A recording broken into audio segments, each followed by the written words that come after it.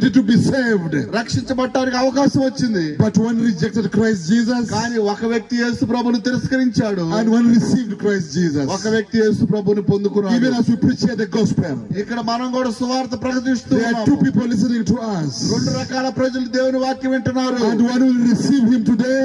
ఆయన్ని ఈ దినానే పొందుకునే ప్రజలు. And one will reject him and go to hell. ఒకరు ఆయన తిరస్కరించి నరకానికి వెళ్ళేవారు. Because of the choices that we make. ఎందుకంటే ప్రియులారా అవకాశం మన చేతిలోనే ఉంది. When Christ was lifted up at Calvary, ఆయన కలవరిలో పైకెత్తబడినప్పుడు సిలువ మీద the grace of God, దేవుని యొక్క కృప that brings salvation, మనకి రక్షణ అనుగ్రహించింది. appeared that every man must see it. ప్రతి మనిషికి అది ప్రత్యక్షమైంది. Praise Jesus. దేవునికి స్తోత్రం. You know, we cannot be saved by our own efforts. మనం మన సొంత పనులను బట్టి రక్షించబడమండి. మనం There is no religion in the world that can save anybody. ఏ మత శాఖలు మత